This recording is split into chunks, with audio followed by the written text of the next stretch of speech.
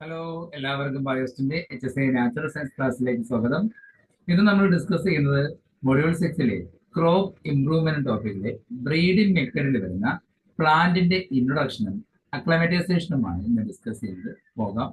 Video എന്താണ് plant introduction അഥവാ പ്ലാന്റ്സിന്റെ സസ്യങ്ങളുടെ പരിചയപ്പെടുത്തുന്നത്?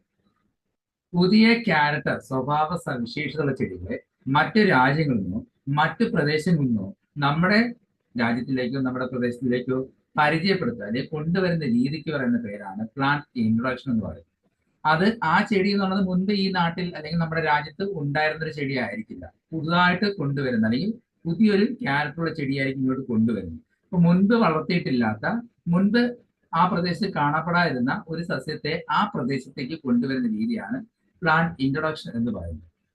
ഇതിന് പ്ലാന്റ് ഇൻട്രൊഡക്ഷന് വേണ്ടി ഉപയോഗിക്കുന്ന ചെടികൾ ഒന്നെങ്കിൽ ആ പ്രദേശത്ത് പുതിയ ചെടികളായിരിക്കാം, അല്ലെങ്കിൽ ഉണ്ടായിരുന്ന ചെടികളുടെ വൈൽഡ് ടൈപ്പ് വന്യ ഇനങ്ങളായിരിക്കാം, അല്ലെങ്കിൽ നേരത്തെ ഉണ്ടായിരുന്ന ചെടികൾ തന്നെ ക്യാരക്ടറിൽ കുറച്ച് മാറ്റമുള്ള മറ്റ് പുതിയ ഇനങ്ങളായിരിക്കാം. അങ്ങനെ പല ടൈപ്പ് ചെടികളെ നമ്മൾ ഇൻട്രൊഡ്യൂസ് ചെയ്യുന്നു. എന്തിനു വേണ്ടിയിട്ടാണ് നമ്മൾ പ്ലാന്റുകളെ ഇൻട്രൊഡ്യൂസ് ചെയ്യുന്നത്?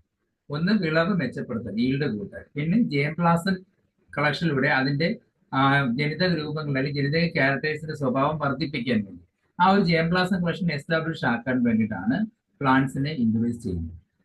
ഇത് ശരിക്കും പറഞ്ഞാൽ നമ്മുടെ പ്ലാന്റ്സിന്റെ ബ്രീഡിംഗിൽ ഏറ്റവും ഇമ്പോർട്ടന്റ് ആയിട്ടുള്ള ഒരു ടെക്നിക്കാണ് നമ്മുടെ പ്ലാന്റ്സിന്റെ ഇൻട്രൊഡക്ഷൻ എന്ന് പറയുന്നത്. കാരണം ഒരു പുതിയ പ്ലാന്റ് ഡെവലപ്പ് ചെയ്തെടുക്കണമെങ്കിൽ അതിന് യോജിക്കുന്ന ക്യാരക്ടേഴ്സ് ഉള്ള മറ്റ് ചെടികൾ നമ്മുടെ നാട്ടിലേക്ക് ഇൻട്രൊഡ്യൂസ് ചെയ്യണം. എന്നിട്ട് അതിനെ തമ്മിൽ ക്രോസ് ചെയ്തോ മറ്റേതെങ്കിലും ടെക്നിക്കിലൂടെ ആയിരിക്കും പുതിയൊരു ചെടിയെ ഉണ്ടാക്കിയെടുക്കുന്നത്. ഇതിന് കൂടുതൽ ജനിതക വൈവിധ്യങ്ങളും ജനറ്റിക് ഡൈവേഴ്സിറ്റി ലഭിക്കാൻ വേണ്ടിയും പുതിയ ഗുണങ്ങൾ, പുതിയ ക്യാരക്ടേഴ്സ് അല്ലെങ്കിൽ ട്രൈറ്റ്സ് കിട്ടാൻ വേണ്ടിയിട്ടായിരിക്കും നമ്മൾ എപ്പോഴും ഇങ്ങനൊരു പ്ലാന്റ് ഇൻട്രൊഡ്യൂസ് ചെയ്യുന്നതും അതുവഴി പുതിയ പ്ലാന്റ്സിനെ ഉത്പാദിപ്പിക്കുന്നത്.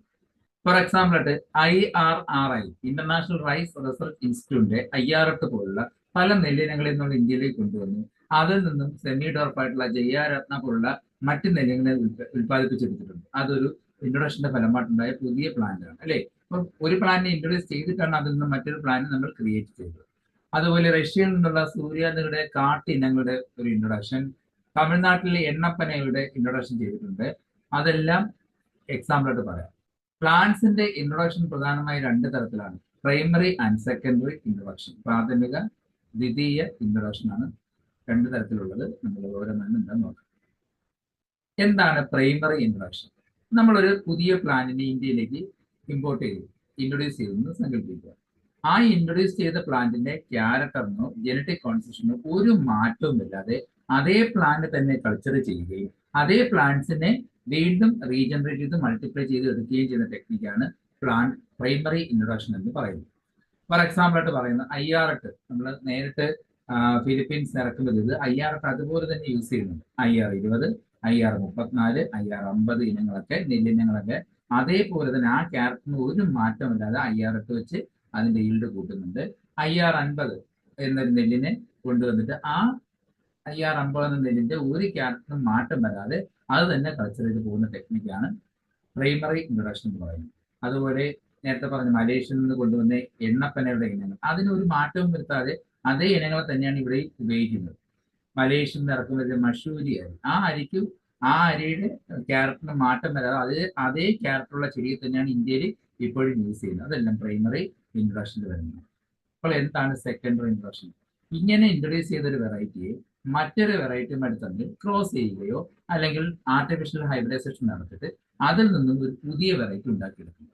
കഴിഞ്ഞ ദിവസങ്ങളിൽ നമ്മൾ പറഞ്ഞില്ലേ, IRT പോലുള്ള ഇനങ്ങളെ ഇന്ത്യയിലേക്ക് കൊണ്ടുവന്നിട്ട് അതിനെ മറ്റൊരു വെറൈറ്റിയുമായിട്ട് ക്രോസ് ചെയ്ത് പുതിയ ഇനങ്ങളായ ജയ, രത്ന പോലുള്ള ഉണ്ടാക്കിയെടുത്തതൊക്കെ നമുക്കതിൽ സെക്കൻഡറി ഇൻട്രൊഡക്ഷൻ ആയിട്ട് പറയാം. ഇവിടെ എക്സാമ്പിൾ കൊടുത്തിരിക്കുന്നത് സോയാബീനിൽ തായ്വാനിൽ നിന്ന് കൊണ്ടുവന്ന EC 39,821 എന്ന പ്ലാന്റ് തിരഞ്ഞെടുപ്പ് വിധേയമാക്കുകയും പിന്നെ CO1 എന്ന ഇനം ഉണ്ടാക്കിയെടുക്കുകയും ചെയ്തിട്ടുണ്ട്. അതായത് തായ്വാനിൽ നിന്നും കൊണ്ടുവന്ന ഒരു സ്പീഷീസിനെ സോയാബീനിൽ ക്രോസ് ചെയ്ത ശേഷം മറ്റൊരു ഇനമായ CO1 എന്നൊരു പുതിയ ഇനം ഉണ്ടാക്കിയെടുത്തു.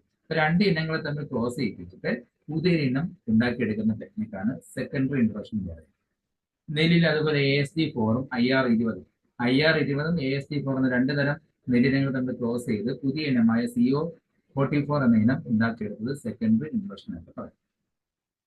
ഈ ഒരു ഇനത്തിന്റെ ഒരു പ്രത്യേകത വൈകുന്ന ലേറ്റ് കൾച്ചറിങ്ങിന് ഏറ്റവും ഉപയോഗമാണ്. അതായത് അതിന്റെ സീസൺ അല്ലാതെയോ ലേറ്റ് ആയിട്ട് നട്ടാലും പെട്ടെന്ന് ഈൽഡ് തരുന്ന ഒരു ഇനമാണ് CO44. സസ്യ ഇൻട്രൊഡക്ഷന്റെ പ്ലാന്റ് ഇൻട്രൊഡക്ഷന്റെ ലക്ഷ്യങ്ങൾ എന്തൊക്കെ? എന്ത് ലക്ഷ്യത്തിന് വേണ്ടിയാണ് നമ്മൾ ഇങ്ങനെ പുതിയ ചെടികളെ ഇൻട്രൊഡ്യൂസ് ചെയ്യുന്നത്? ഒന്ന്, ഇൻഡസ്ട്രികളുടെ ഡെവലപ്മെന്റിന് വേണ്ടി, വ്യവസായവൽക്കരണത്തിന് വേണ്ടി, പുതിയ പ്രോഡക്റ്റ് അല്ലെങ്കിൽ ഉണ്ടാകുന്ന പ്രോഡക്റ്റിന്റെ ഒരുപാട് ഉൽപ്പാദനത്തിന് വേണ്ടി പുതിയ ഇനങ്ങളെ കൊണ്ടുവരും. For example എണ്ണപ്പന. എണ്ണപ്പനയുടെ പുതിയ സ്പീഷീസിനെ കൊണ്ടുവന്ന് ഇന്ത്യയിൽ നടുകയും അത് ഒരുപാട് ഈൽഡ് ഉണ്ടാക്കുകയും അതിൽ നിന്നും പാം ഓയിൽ പോലുള്ള പ്രോഡക്റ്റ് ഉണ്ടാക്കിയിടുകയും ചെയ്യുന്നു. അപ്പൊ ഇൻഡസ്ട്രികളുടെ അഭിവൃദ്ധിക്ക് വേണ്ടി പുതിയ ഇനങ്ങളെ ഇൻട്രൊഡ്യൂസ് ചെയ്യുന്നുണ്ട്. ഭക്ഷ്യോൽപാദനം വർദ്ധിപ്പിക്കാൻ വേണ്ടി, ഈ ഈൽഡ് വേണ്ടി, അതിനുവേണ്ടി ഫുഡ് സ്കേഴ്സിറ്റി മാറ്റണം, ഫുഡ് പ്രൊഡക്ഷന്റെ ഇൻക്രീസിന് വേണ്ടി ഒരുപാട് ഇനങ്ങളെ കൊണ്ടുവരുന്നത്. ഫോർ എക്സാമ്പിൾ, ഇന്ത്യയിൽ പോവർട്ടി വന്ന സമയത്താണ് മെക്സിക്കൻ വെറൈറ്റി മീറ്റിനെ ഇന്ത്യയിലേക്ക് കൊണ്ടുവരികയും ഗ്രീൻ റെവല്യൂഷനിലൂടെ ഒരുപാട് ആ ഈൽഡ് കൂട്ടുകയും പോവർട്ടി മാറുകയും ചെയ്തു. അങ്ങനെ ഭക്ഷ്യ ഉൽപാദനം, ഫുഡ് പ്രൊഡക്ഷൻ ഇൻക്രീസ് ചെയ്യാൻ വേണ്ടിയും ഒരുപാട് ഇനങ്ങളെ ഇന്ത്യയിലേക്ക് കൊണ്ടുവരുന്നത്. ഫോർ എക്സാമ്പിൾ, അരിയും ഗോതമ്പ്. ജയംപ്ലാസം ശേഖരം സമ്പുഷ്ടമാക്കുക. ഫോർ എക്സാമ്പിൾ, സ്വർഗം, നിലക്കടല പോലുള്ള ചെടികളെ നമ്മൾ അതിന്റെ എല്ലാ ടൈപ്പ് വെറൈറ്റികളെയും ഇന്ത്യയിലേക്ക് കൊണ്ടുവരും. എന്നിട്ട് അതിൽ നിന്നും നല്ല ക്യാരക്ടേഴ്സ് ഉള്ള ജീനുകളെ കണ്ടെത്തി അത് പ്ലാന്റ്സിൽ ക്രോസ് ചെയ്ത് പുതിയ പ്ലാന്റുകൾ ഉത്പാദിപ്പിക്കും. അങ്ങനെ ജയംപ്ലാസം വിപുലമാക്കാൻ, അതിന്റെ കളക്ഷൻ അല്ലെങ്കിൽ ഡൈവേഴ്സിറ്റിയുടെ ജീനുകളുടെ ഡൈവേഴ്സിറ്റി ഒരുപാട് വിപുലമാക്കാൻ വേണ്ടി നമ്മൾ പ്ലാന്റ്സിന് ഇൻട്രൊഡ്യൂസ് ചെയ്യാറുണ്ട്. ബയോട്ടിക് LGBA സമ്മർദ്ദങ്ങൾക്കെതിരെ പ്രതിരോധിക്കാൻ വേണ്ടി നമ്മൾക്ക് നിലവിലുള്ള പ്ലാന്റുകൾ ചിലപ്പോൾ ഏതെങ്കിലും സ്ട്രെസ് ആൻഡ് സ്ട്രെയിൻ കണ്ടീഷൻ വന്നാൽ ഓവർകം ചെയ്യാൻ പറ്റാതാവും. എന്നാൽ പുതിയ ഇനങ്ങൾ ആ കഴിവുണ്ടെങ്കിൽ അതിന് ഇന്ത്യയിലേക്ക് കൊണ്ടുവന്ന് ഈ പറഞ്ഞ ബയോട്ടിക് ആയിട്ടുള്ള അല്ലെങ്കിൽ അബയോട്ടിക് ആയിട്ടുള്ള സ്ട്രെസ് സ്ട്രെയിൻ എല്ലാ പ്രതിരോധനെയും എതിരിടാൻ വേണ്ടിയുള്ള പുതിയ ഇനങ്ങളെ സൃഷ്ടിക്കുന്നു. അതിനു വേണ്ടിയിട്ട് കൊണ്ടുവരാം. ഫോർ എക്സാമ്പിൾ, നിലക്കടലിൽ തുരുമ്പ് അല്ലെങ്കിൽ റസ്റ്റ് പ്രതിരോധത്തിന് വേണ്ടി, അതായത് റസ്റ്റ് ഡിസീസ് കേട്ടില്ല, അതിന്റെ പ്രതിരോധത്തിന് വേണ്ടി NCACയുടെ സമീപനത്തിലൂടെ സങ്കലനത്തിലൂടെ പുതിയൊരു നിലക്കടല വെറൈറ്റി ഇൻട്രൊഡ്യൂസ് ചെയ്തിട്ടുണ്ട്. അതുപോലെ ഉപ്പുവെള്ളത്തിന്റെ പ്രതിരോധത്തിന് വേണ്ടി ഡസൽ അരി ഇനം. ഡസൽ അരി ഇറക്കിയിരിക്കുന്നത് സലിനിറ്റിയെ പ്രതിരോധിക്കാൻ വേണ്ടിയാണ്. ഉപ്പിന്റെ അംശം ഉണ്ടെങ്കിൽ അരി എന്ത് ചെയ്യത്തില്ല, അല്ലെങ്കിൽ നെല്ല് വളരില്ല. അതിനെ പ്രതിരോധിച്ചുകൊണ്ട് ഉപ്പിന്റെ അംശം ഉണ്ടെങ്കിൽ വളരാൻ കഴിയുന്ന ഡസൽ അരി ഇനങ്ങളെ ഇൻട്രൊഡ്യൂസ് ചെയ്തിട്ടുണ്ട്. പിന്നെ സൗന്ദര്യാത്മക മൂല്യത്തിന് വേണ്ടി, അതായത് ഓർണമെന്റൽ പർപ്പസിന് വേണ്ടി, എസ്തെറ്റിക് വാല്യൂവിന് വേണ്ടി, നമ്മളിപ്പോ ഒരു മൂന്നാറിലോ ഊട്ടിയിലൊക്കെ പോകുമ്പോൾ അവിടെ പല ഡൈവേഴ്സിറ്റി ഉള്ള പ്ലാന്റ്സിന്റെയും ഫ്ലവർ ഷോ ഒക്കെ നടക്കാറുണ്ട്. അപ്പൊ അങ്ങനെ ഒരു സൗന്ദര്യവൽക്കരണത്തിന് വേണ്ടി, അതായത് സൗന്ദര്യ അനുഭൂതിക്ക് വേണ്ടി അലങ്കാര സസ്യങ്ങളെ പുതുതായിട്ട് ഉണ്ടാക്കിയെടുക്കാൻ വേണ്ടി പ്ലാന്റുകൾ ഇൻട്രൊഡ്യൂസ് ചെയ്യുന്നു. പ്ലാന്റിന്റെ ഇൻട്രൊഡക്ഷൻ ഏജൻസി. ഏത് ഏജൻസി വഴിയാണ് പ്ലാന്റ്സിനെ ഇങ്ങോട്ട് ഇൻട്രൊഡ്യൂസ് ചെയ്യുന്നത്? പണ്ട് മുതൽ തന്നെ പല വഴികളിലൂടെ ഇന്ത്യയിലേക്ക് പ്ലാന്റുകൾ എത്തിയിട്ടുണ്ട്, അത് ഇൻട്രൊഡ്യൂസ് ചെയ്തിട്ടുണ്ട്. പല ഏജൻസികളിലൂടെ ആക്രമണകാരികളുടെ, ഇന്ത്യയെ ആക്രമിക്കാൻ വരുന്ന ബ്രിട്ടീഷുകാർ ഉൾപ്പെടെ അവരിലൂടെ ഒരുപാട് ചെടികളെ ഇന്ത്യയിലേക്ക് കൊണ്ടുവന്നിട്ടുണ്ട്. സഞ്ചാരികളിലൂടെ, പരിവേഷകരിലൂടെ, തീർത്ഥാടകരിലൂടെ, പ്രകൃതി ശാസ്ത്രജ്ഞന്മാരിലൂടെ, അങ്ങനെ ഒരുപാട് ഏജൻസികളിലൂടെ ചെറികളും മുന്തിരികളും ഒക്കെ ഇങ്ങനെ നമ്മുടെ ഇന്ത്യയിലേക്ക് എത്തിച്ചു. ചെറിയ മുന്തിരിയൊക്കെ ഇങ്ങനെ ഇന്ത്യയിൽ എത്തിയത് പല പല സോഴ്സിലൂടെയാണ് പണ്ട് മുതൽ. പോർച്ചുഗീസുകാർ ഇന്ത്യയിലേക്ക് വന്നു. അവരുടെ വരവോടുകൂടിയാണ് ചോളം, നിലക്കടല, മുളക്, ഉരുളക്കിഴങ്ങ്, മധുരക്കിഴങ്ങ്, പേരയ്ക്ക, പൈനാപ്പിൾ, പപ്പായ, കശുവണ്ടി ഇന്ത്യയിലേക്ക് എത്തിച്ചേർന്നു. അതുപോലെ ഈസ്റ്റ് ഇന്ത്യ കമ്പനി, ബ്രിട്ടീഷുകാർ വന്നതോടുകൂടി ഈസ്റ്റ് ഇന്ത്യ കമ്പനി സ്ഥാപിച്ചു. അതിലൂടെ തേയില ഇന്ത്യയിലേക്ക് എത്തിച്ചേർന്നു. പിന്നെ ബൊട്ടാണിക്കൽ ഗാർഡൻ സ്ഥാപിച്ചതിന് ശേഷം ഒരുപാട് സസ്യങ്ങളെ ഗാർഡനിലേക്ക് എത്തിച്ചിട്ടുണ്ട്. അറിയാലോ, ബൊട്ടാണിക്കൽ ഗാർഡൻ നമ്മൾ പഠിച്ചതാണ്. ഒരുപാട് വെറൈറ്റി പ്ലാന്റ്സിനെ കൺസർവ് വേണ്ടി കൊണ്ടുവന്നിട്ടുണ്ട്. പിന്നെ 1946 ന്യൂഡൽഹിയിലെ IARI, ഇന്ത്യൻ അഗ്രികൾച്ചർ റിസർച്ച് ഇൻസ്റ്റിറ്റ്യൂട്ടില് പ്ലാന്റ് ഇൻട്രൊഡക്ഷൻ ഏജൻസി രൂപപ്പെട്ടു. 1976 ഒരു ബ്യൂറോ ഏജൻസി തുടങ്ങിയിട്ടുണ്ട്. അതിന്റെ പേരാണ് NBPGR, national bureau plant genetic resources. ഇതിലൂടെയാണ് കൃഷിക്കും മറ്റു ഉദ്യാന സസ്യങ്ങളുടെയൊക്കെ ജയംപ്ലാസം കളക്ട് ചെയ്യുന്നതും പുതിയ പ്ലാന്റുകൾ ഇന്ത്യയിലേക്ക് ഇൻട്രൊഡ്യൂസ് ചെയ്യുന്നത്. പുതിയ പ്ലാന്റുകളെ ഇൻട്രൊഡ്യൂസ് ചെയ്യുന്നതെങ്കിൽ ന്യൂഡൽഹിയിലെ NBPGRന്റെ അംഗീകാരം കിട്ടിയാൽ മാത്രമേ, അല്ലെങ്കിൽ അതിലൂടെ മാത്രമേ പുതിയ പ്ലാന്റ്സിനെ ഇന്ത്യയിലേക്ക് ഇൻട്രൊഡ്യൂസ് ചെയ്യാൻ പറ്റൂ. പിന്നെ ഡെറാഡൂണിലെ ഫോറസ്റ്റ് റിസർച്ച് ഇൻസ്റ്റിറ്റ്യൂട്ടിലെ അതിലൂടെ ഒരുപാട് ചെടികൾ ഇന്ത്യയിലേക്ക് ഇമ്പോർട്ട് ചെയ്തിട്ടുണ്ട്. ഫോറസ്റ്റിന്റെ ഡൈവേഴ്സിറ്റി മെയിൻറ്റെയിൻ ചെയ്യുന്ന ഒരുപാട് സ്പീഷീസിനെ കൊണ്ടുവന്നിട്ടുണ്ട്. നേരത്തെ പറഞ്ഞ പോലെ ഇങ്ങനെയുള്ള പ്ലാന്റ്സിനെയൊക്കെ ഇന്ത്യയിലേക്ക് കൊണ്ടുവരണമെങ്കിൽ ആരുടെ അംഗീകാരം വേണം? NBPGRന്റെ അംഗീകാരം വേണം. ജയംപ്ലാസിന്റെ കയറ്റുമതിക്കും അതിന്റെ ഉപയോഗത്തിനും വേണ്ടി കേന്ദ്ര അനുമതി ഏജൻസിയായിട്ടാണ് NBPGR ആക്ട് ചെയ്യുന്നത്. അതിന്റെ അനുവാദമില്ലാതെ ഒരു പ്ലാന്റ്സിനെ ഇന്ത്യയിലേക്ക് ഇമ്പോർട്ട് ചെയ്യാൻ കഴിയില്ല. എന്നാൽ അന്താരാഷ്ട്ര തലത്തിൽ, ഇന്റർനാഷണൽ ലെവലിൽ ഇറ്റലിയിലെ റോമിൽ ആസ്ഥാനമാക്കി പ്രവർത്തിക്കുന്ന international board of plant genetic resources IBPGR ആണ് രാജ്യങ്ങൾക്കിടയിലുള്ള പ്ലാന്റ് ഇൻട്രഡക്ഷന്റെ എല്ലാ ഉത്തരവാദിത്വം വഹിക്കും. ഒരു രാജ്യത്ത് നിന്ന് മറ്റൊരു രാജ്യത്തേക്ക് ഒരു പ്ലാന്റിനെ കയറ്റുമതി ചെയ്യുമ്പോൾ അതിന്റെ മെയിൻ എന്താണ് അനുവദിക്കുന്ന സെന്റർ ആയിട്ട് ആക്ട് ചെയ്തത് ഇറ്റലിയിലെ റോമിൽ ആസ്ഥാനമായിട്ടുള്ള ബ്യൂറോ ആണ്. IPPGR എന്ന ബ്യൂറോയുടെ അംഗീകാരം ഉണ്ടെങ്കിൽ മാത്രമേ എല്ലാ രാജ്യങ്ങളിലേക്കും മറ്റ് രാജ്യങ്ങളിൽ നിന്ന് രാജ്യങ്ങളിലേക്ക് പ്ലാന്റ്സിനെ ഇൻട്രൊഡ്യൂസ് ചെയ്യാൻ കഴിയും. Procedure of plant introduction. ഒരു പ്ലാന്റിനെ ഇന്ത്യയിലേക്ക് നമ്മുടെ രാജ്യത്തേക്ക് ഇൻട്രൊഡ്യൂസ് ചെയ്യുന്നത് പ്രൊസീജിയർ എന്തൊക്കെയാണ്? ഒരു സയന്റിസ്റ്റിന് ഒരു പുതിയ പ്ലാന്റിനെ കൾച്ചർ ചെയ്യണം, അതിനുവേണ്ടി മറ്റു രാജ്യത്തിന് ഒരു ചെടി ഇറക്കുമതി ചെയ്യണമെങ്കിൽ ആ ആവശ്യം പറഞ്ഞുകൊണ്ട് സയന്റിസ്റ്റ് അല്ലെങ്കിൽ യൂണിവേഴ്സിറ്റി NDPGRന് അറിവ് നിവേദനം നൽകുക അല്ലെങ്കിൽ ആവശ്യകത അറിയിക്കണം. പിന്നീട് മറ്റ് രാജ്യത്താണ് ഇൻട്രൊഡക്ഷൻ എടുക്കുന്നതെങ്കിൽ ഇതിനായി NDPGRനെ സമീപിക്കണം. നേരത്തെ പറഞ്ഞ സമീപിച്ച് അതിന്റെ ആവശ്യകത അറിയിക്കണം. പിന്നെ ഉറവിടത്തിൽ നിന്ന് എവിടെ നിന്നാണ് എടുക്കുന്നത് ആ ഉറവിടത്തിൽ നിന്ന് അതിന്റെ വസ്തുക്കൾ സ്വീകരിച്ച് ക്വാറന്റൈൻ ചെയ്ത് പാക്ക് ചെയ്ത് മെറ്റീരിയലിന്റെ അടിസ്ഥാനത്തിൽ അനുയോജ്യമായ രീതിയിൽ ഫൈറ്റോ സാനിറ്ററി സർട്ടിഫിക്കറ്റ് കിട്ടിയതിനു ശേഷം മാത്രമേ ഇത് രാജ്യത്തേക്ക് കയറ്റുമതി ചെയ്യാൻ IPPGR അനുവദിക്കുകയുള്ളൂ. അതായത് നമ്മളിപ്പോൾ എവിടെ നിന്നാണ് എടുക്കുന്നത്, തായ്ലാന്റിൽ നിന്നാണ് എടുക്കുന്നതെങ്കിൽ ആ തായ്ലാന്റിൽ നിന്ന് ആ പ്ലാന്റിന്റെ സോഴ്സ്, അതിന്റെ പ്ലാന്റിന്റെ സീഡാണോ പ്ലാന്റ് ആണോ അല്ലെങ്കിൽ തൈകളാണോ എന്താണോ കളക്ട് ചെയ്യുന്നത് അത് പ്ലാന്റ് ക്വാറന്റൈൻ മെഷർമെന്റ് ഉണ്ട്. അതായത് മെത്തേഡിലൂടെ അണുവിമുക്തമാക്കിയിട്ട് മാത്രമേ ഇന്ത്യയിലേക്ക് കൊണ്ടുവരാൻ പറ്റൂ. കാരണം അല്ലെങ്കിൽ ആ രാജ്യത്ത് കാണപ്പെടുന്ന പത്തോജൻ നമ്മുടെ രാജ്യത്ത് എത്തിച്ചേരും. അതുകൊണ്ട് പ്ലാന്റ് ക്വാറന്റൈൻ പ്രോട്ടോകോൾ പാലിച്ചുകൊണ്ട് സീല് ചെയ്ത് കവർ ചെയ്ത് മാത്രമാണ് അത് NPGR കൊടുക്കുന്നത്. ആ NPGR അത് നമ്മുടെ നാട്ടിലേക്ക് കൊണ്ടുവരണമെങ്കിൽ ആരുടെ അംഗീകാരം വേണം? IPPGRന്റെ അംഗീകാരത്തോടുകൂടി മാത്രമേ കൊണ്ടുവരാൻ കഴിയൂ. NDPGR ഈ മെറ്റീരിയലിന്റെ നമ്പർ നൽകുകയും വിത്തിന്റെ ഒരു ഭാഗം ജേംപ്ലാസിനായി സൂക്ഷിക്കുകയും ചെയ്യും. ബാക്കിയുള്ളത് സയന്റിസ്റ്റ് അയച്ചു കൊടുക്കുകയും ചെയ്യും. അപ്പോൾ മറ്റൊരു രാജ്യത്തു നിന്ന് ഈ പറഞ്ഞ സോഴ്സിൽ നിന്ന് നമുക്കൊരു ചെടി കിട്ടുകയാണെങ്കിൽ അതിന്റെ കുറച്ച് സീഡ് NDPGR ജേംപ്ലാസം കളക്ഷന് വേണ്ടി അതിന്റെ ഒരു കളക്ഷന് വേണ്ടി സൂക്ഷിച്ചു വെക്കുകയും ബാക്കി മാത്രമാണ് സയന്റിസ്റ്റ് അയച്ചു കൊടുക്കുകയും ചെയ്യുന്നത്. അപ്പൊ ആ കളക്ഷൻ ചെയ്യുകയും അതിന്റെ നമ്പർ പറ്റി സീരിയൽ നമ്പർ കൊടുത്ത് സൂക്ഷിച്ചു വെക്കുകയും ചെയ്യും. പ്ലാന്റുകളെ ഇൻട്രൊഡ്യൂസ് ചെയ്യുന്ന ഒരുപാട് നിയന്ത്രണങ്ങളുണ്ട്. ഫോർ എക്സാമ്പിൾ, തമിഴ്നാട്ടിലുള്ള നേന്ത്രപ്പഴത്തിന് കയറ്റുമതി ചെയ്യാൻ കഴിയില്ല, മറ്റു സ്ഥലങ്ങളിലേക്ക് കയറ്റുമതി ചെയ്യാൻ അനുവാദമില്ല. കാരണം ആ വാഴയിലൂടെ ബഞ്ചി ടോപ്പ് ഡിസീസസ് സ്പ്രെഡ് ചെയ്യാൻ ചാൻസ് ഉള്ളതുകൊണ്ട് തമിഴ്നാട്ടിലുള്ള വാഴകളെ എങ്ങോട്ടും രാജ്യത്തേക്ക് കയറ്റുമതി ചെയ്യാൻ അനുവാദമില്ല.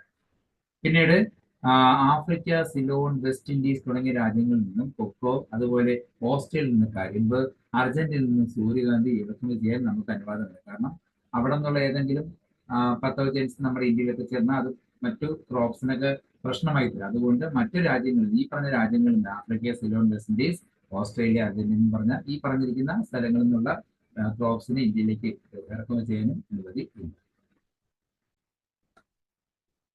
NDPGRന്റെ പ്രവർത്തനങ്ങൾ എന്തൊക്കെയാണ്? ജേംപ്ലാസിന്റെ പരിപാലനവും വിതരണവും പരിചയപ്പെടുത്തുക. ഓരോ ജേംപ്ലാസിനെ പരിപാലിക്കുക, അത് ഡിസ്ട്രിബ്യൂട്ട് ചെയ്യുക, അതിനെ ഇൻട്രൊഡ്യൂസ് ചെയ്യുക. പതിവ് പ്രസിദ്ധീകരണങ്ങളിലൂടെ ജേംപ്ലാസിനെ കുറിച്ച് വിവരം നൽകുക. ഇത് പുതിയൊരു പ്ലാന്റിനെ കുറിച്ച് കിട്ടിയിട്ടുണ്ടെങ്കിൽ അതിന്റെ എല്ലാ ഡീറ്റെയിൽസും വിവരങ്ങളും അവരുടെ യൂഷ്വലി ആയിട്ടുള്ള പ്രസിദ്ധീകരണങ്ങൾ പബ്ലിഷിങ്ങിലൂടെ മറ്റുള്ളവരെ അറിയിക്കുക. ജേംപ്ലാസിന്റെ ആമുഖവും പരിപാലനവും സംബന്ധിച്ച് ശാസ്ത്രജ്ഞർക്ക് പരിശീലന കോഴ്സുകൾ നടത്തുക. ഇവിടെ ആമുഖം ഉദ്ദേശിച്ചിരിക്കുന്നത് ഇൻട്രൊഡക്ഷൻ ആണ്. ജേംപ്ലാസിന്റെ ഇൻട്രൊഡക്ഷനെ കുറിച്ചും അത് എങ്ങനെ പരിപാലിക്കുന്നത് സയന്റിസ്റ്റുകൾ അതിനെക്കുറിച്ച് അവയർനെസ് നൽകുക. പിന്നെ ഇതിന്റെ ശേഖരത്തിനായി പരിവേഷിക സർവേകൾ നടത്തുക. പിന്നെ പ്രകൃതിദത്ത ജീൻ സങ്കേതങ്ങൾ സ്ഥാപിക്കുക. നാച്ചുറൽ ആയിട്ടുള്ള ജീൻ സങ്കേതങ്ങൾ സ്ഥാപിച്ചെടുക്കുക. ഇതൊക്കെയാണ് NDPGRന്റെ പ്രവർത്തനം. ഇങ്ങനെ സസ്യങ്ങളെ പരിചയപ്പെടുത്തുന്നതിനുള്ള ഗുണങ്ങൾ എന്തൊക്കെയാണ്? ഉയർന്ന വിളവ് കിട്ടും, നേരിട്ട് ഉപയോഗിക്കാൻ പറ്റുന്ന പുതിയ ഇനങ്ങളെ കിട്ടുകയും ചെയ്യും. പുതിയ സസ്യങ്ങളെ കിട്ടും, പുതിയ വെറൈറ്റി സസ്യങ്ങൾ നമുക്ക് കിട്ടും. സാമ്പത്തിക വിളകളുടെ ജനിതക മെച്ചപ്പെടുത്തുന്ന മാതൃവസ്തുക്കൾ നൽകുന്നു. അത് നമുക്ക് കുറച്ച് എക്കണോമിക് ഇമ്പോർട്ടൻസ് ഉള്ള നേട്ടത്തിന് വേണ്ടിയിട്ടുള്ള ഒരുപാട് പ്ലാന്റുകൾ ഇതുപോലെ ഇൻട്രൊഡ്യൂസ് ചെയ്യാൻ പറ്റും. നിലവിലുള്ള ജേംപ്ലാസെ സമ്പുഷ്ടമാക്കാനും വ്യതിയാനം വർദ്ധിപ്പിക്കാനും നിലവിലുള്ള ജേംപ്ലാസ് സംഘർഷനെ കുറച്ചുകൂടെ എസ്റ്റാബ്ലിഷ് ആക്കാനും പുതിയ ജീനുകളുടെ അലീൽസ് അതിലേക്ക് കൂട്ടിച്ചേർക്കാനും പറ്റും. പുതിയ പ്രദേശങ്ങളിലേക്ക് പുതിയ ഇനം സസ്യങ്ങളെ സംരക്ഷിക്കാൻ പറ്റും. ചില പ്രദേശത്തേക്ക് നമ്മൾ ഇൻട്രൊഡ്യൂസ് ചെയ്യുന്ന വഴി ആ പ്രദേശത്ത് ഈ ചെടികളെ സംരക്ഷിക്കാൻ പറ്റും. അതുവഴി രോഗങ്ങളിൽ നിന്നും രക്ഷിക്കാനും കഴിയും. ഫോർ എക്സാമ്പിൾ കാപ്പിയിൽ റബ്ബർ മറ്റു സ്ഥലങ്ങളിലേക്ക് വ്യാപിക്കുന്നത് വഴി കാപ്പിയിലും റബ്ബറിലും ഉണ്ടാകുന്ന അസുഖങ്ങളെ കൺട്രോൾ ചെയ്യാൻ പറ്റും. അടുത്താണ് നമ്മുടെ ടോപ്പിക്കിലുള്ള അക്ലമറ്റൈസേഷൻ എന്ന് പറയുന്നത്. അത് ഇഴുകി ചേരുക എന്ന് പറയുന്നത്. നമ്മൾ ഒരു സ്ഥലത്ത് നിന്ന്, ഫോർ എക്സാമ്പിൾ നമ്മൾ ഊട്ടിയിലൊക്കെ പോകുമ്പോൾ ഊട്ടിയിൽ നിന്ന് നല്ല ഗാർഡൻ പ്ലാന്റിനെ കണ്ട് എല്ലാവരും മേടിച്ചുകൊണ്ടുവന്നത്. പക്ഷെ നമ്മുടെ നാട്ടിൽ വെച്ചാൽ ഒരിക്കലും പിടിക്കത്തില്ല. കാരണം ഊട്ടിയിലെ ക്ലൈമറ്റും നമ്മുടെ നാട്ടിലെ ക്ലൈമറ്റും തമ്മിൽ ഒരുപാട് വ്യത്യാസമുണ്ട്. എന്നാൽ ചില ചെടികൾ നമ്മുടെ ക്ലൈമറ്റുമായിട്ട് ഇഴുകി ചേരുകയും അത് വളരുകയും ചെയ്യും. അപ്പോൾ പ്ലാന്റുകളെ ഇഴുകി ചേർക്കുക എന്നത് ഒരു നാട്ടിൽ നിന്ന് ഒരു രാജ്യത്ത് നിന്ന് മറ്റൊരു രാജ്യത്തേക്ക് ഒരു പ്ലാന്റ് ഇൻട്രൊഡ്യൂസ് ചെയ്യുമ്പോൾ ചില പ്ലാന്റുകൾ നമ്മുടെ നാട്ടിൽ സർവൈവ് ചെയ്യില്ല. എന്നാൽ നമ്മുടെ കണ്ടീഷനുമായിട്ട് ഇഴുകി ചേരാനുള്ള കഴിവാണ് അക്ലമറ്റൈസേഷൻ എന്ന് പറയുന്നത്. അയൽ പ്രദേശങ്ങളിൽ നിന്നോ വിദൂര പ്രദേശങ്ങളിൽ നിന്നോ മികച്ച ഇനങ്ങളെ നമ്മുടെ പ്രദേശത്ത് അവതരിപ്പിക്കുമ്പോൾ സാധാരണയായിട്ട് അവരുടെ സോഴ്സ് അവർ എവിടെയാണോ കാണപ്പെടുന്ന ആ പ്രദേശത്ത് കാണപ്പെടുന്ന പോലുള്ളൊരു ഫിനോട്ടൈ എക്സ്പ്രഷൻ കാണിക്കാറില്ല. ഊട്ടിയിൽ നിന്ന് കൊണ്ടുവന്ന ചെടി നമ്മളെ നാട്ടിൽ നട്ടാൽ ചിലപ്പോൾ ഊട്ടിയിൽ നന്നായിട്ട് വളരുമായിരിക്കും, പക്ഷെ ഇവിടെ മുരടിച്ചിടക്കായിരിക്കും നിൽക്കുന്നത്. ആ ഒരു അവരുടെ സോഴ്സിൽ ഉണ്ടായിരുന്നത് പോലുള്ള എക്സ്പ്രഷൻ, ക്യാരക്ടർ ഡെവലപ്മെന്റ് ചെടികൾ കാണിക്കാറില്ല. എന്നാൽ കുറച്ച് കഴിഞ്ഞ് അത് വളർന്നു വരികയാണെങ്കിൽ പിന്നീട് എന്ത് ചെയ്യും, നല്ല ക്യാരക്ടർ ഫിനോടൈപ്പ് എക്സ്പ്രഷൻ കാണിക്കാറുണ്ട്. അതായത് പുതിയ ക്ലൈമറ്റുമായിട്ട് ഇഴുകി ചേർന്ന് പറയും. ഈ ഒരു കഴിവിനെയാണ് അക്ലമറ്റൈസേഷൻ എന്ന് പറയുന്നത്. അതായത് നമ്മളിങ്ങനെ ഒരു പ്ലാന്റിനെ നമ്മുടെ നാട്ടിലേക്ക് കൊണ്ടുവരുമ്പോൾ ഇവിടുത്തെ ക്ലൈമറ്റോട്ട് ഇഴുകി ചേരുക എന്ന് പറയുമ്പോൾ അതിലൂടെ അവിടുത്തെ ജനറ്റിക് കോൺസെൻട്രേഷന് മാറ്റം വരികയാണ് ചെയ്യുന്നത്. ഈ ജീനോടൈപ്പിന് ചേഞ്ച് വരികയാണ് ചെയ്യുന്നത്. അപ്പൊ ജീനിന് ഒരു മാറ്റം വന്നു, നമ്മുടെ ക്ലൈമറ്റിന് വളരെയുള്ള കഴിവ് ആ ജീൻ നേടിയെടുത്തു എന്നാണ്. ആ ജീനുള്ള പ്ലാന്റുകളെ പിന്നെ എസ്റ്റാബ്ലിഷ് തലമുറകളോട്ട് കൊണ്ടുപോയാൽ അത്തരം പ്ലാന്റുകൾ നമുക്ക് ഇവിടെ ഉത്പാദിപ്പിച്ചെടുക്കാൻ പറ്റും. അപ്പൊ ജീനോടൈപ്പിന് പുതിയൊരു ക്യാരക്ടർ നൽകി അല്ലെങ്കിൽ ചേഞ്ച് നൽകി പുതിയ പ്ലാന്റുകളെ സൃഷ്ടിക്കുക എന്നാണ് ഇതിന്റെ ഉദ്ദേശം. ഇത് രണ്ട് ഘടകങ്ങളെ ആശ്രയിച്ചിട്ടാണ് ഈ ഇഴുകി ചേരുന്നത്. ഒന്ന് സ്ഥലപ്രഭാവം, പ്ലേസ് ഇഫക്റ്റ് എന്ന് പറയും. ആ സ്ഥലവുമായിട്ടുള്ള കണ്ടീഷൻ, അതിവിടുത്തെ ക്ലൈമറ്റിക് കണ്ടീഷന്റെ ഒരു എഫക്റ്റ് ഉണ്ട്. ആ എഫക്റ്റിനെ അനുയോജിക്കുന്ന രീതിയിൽ ജീൻ പ്രവർത്തിക്കുമെങ്കിൽ മാത്രമേ ആ പ്ലാന്റ് അവിടെ എസ്റ്റാബ്ലിഷ് ആവട്ടെ, അല്ലെങ്കിൽ അത് നശിച്ചു പോവുകയാണ് ചെയ്യുന്നത്. രണ്ട്, പുതിയ ജനിതക രോഗങ്ങളുടെ തിരഞ്ഞെടുപ്പ്. അവിടുത്തെ ക്ലൈമറ്റുമായിട്ട് ഇഴുകി ചേരുമ്പോൾ ചില പ്ലാന്റ് സോഴ്സിൽ നിന്ന് കാണിക്കുന്ന വ്യത്യാസപ്പെട്ട് പുതിയ ക്യാരക്ടേഴ്സ് ഡെവലപ്പ് ചെയ്യാനുള്ള ചാൻസ് കൂടുതലാണ്, പുതിയ ജീനുണ്ട്. അതും അതിനെ ആശ്രയിച്ചിട്ടായിരിക്കും ഒരു പ്ലാന്റ് നമ്മുടെ നാട്ടിൽ ഇൻട്രൊഡ്യൂസ് ചെയ്യുമ്പോൾ അതിവിടെ ഇഴുകി ചേരണമോ വേണ്ടിയോ എന്ന് തീരുമാനിക്കും. അക്ലൈമറ്റൈസേഷൻ ഉദ്ദേശിക്കുന്നത് പ്ലാന്റുകളെ നമ്മുടെ നാട്ടിൽ കൊണ്ടുവരുമ്പോൾ നമ്മുടെ നാട്ടിലെ ആ ഒരു കാലാവസ്ഥയിൽ ഇഴുകി ചേരാനുള്ള കഴിവ്, അങ്ങനെയുള്ള കഴിവുള്ള ചെടികളെ മാത്രമേ നമുക്ക് എന്ത് ചെയ്യാൻ പറ്റൂ, ഇവിടെ പുതിയ പ്ലാന്റിന്റെ ക്രിയേഷനൊക്കെ ഉപയോഗിക്കാൻ പറ്റും. ഫോർ എക്സാമ്പിൾ അയ്യാറത്ത് പോലുള്ള നെല്ലുകൾ അല്ലെങ്കിൽ മെക്സിക്കോ എന്നുള്ള വീറ്റ് വെറൈറ്റി ഇന്ത്യയിലേക്ക് കൊണ്ടുവരുമ്പോൾ ഇന്ത്യയുടെ ക്ലൈമറ്റുമായിട്ട് തന്നെ ഇഴുകി ചേരാനുള്ള കഴിവ്, ക്ലൈമറ്റ് കണ്ടീഷൻ ഉണ്ടെങ്കിൽ മാത്രമേ ഈ പറഞ്ഞ പ്രോസസ് എല്ലാം സക്സസ് ആവും. അതാണ് അക്ലമറ്റൈസേഷൻ കൊണ്ട് ഉദ്ദേശിക്കുന്നത്. ഇന്നത്തെ ക്ലാസ്സിൽ ബ്രീഡിംഗ് മെത്തേഡിലെ പ്ലാന്റ് ഇൻട്രൊഡക്ഷനും അക്ലമറ്റൈസേഷനും നമ്മൾ ഡിസ്കസ് ചെയ്തത്. ക്ലാസ് മനസ്സിലായെങ്കിൽ ലൈക്ക് ചെയ്യുക, സബ്സ്ക്രൈബ് ചെയ്യുക. അടുത്ത ക്ലാസ്സിൽ സെലക്ഷൻ എന്ന ടോപ്പിക്കായിട്ട് കാണാം. അതുവരെയും എല്ലാവർക്കും ശരി.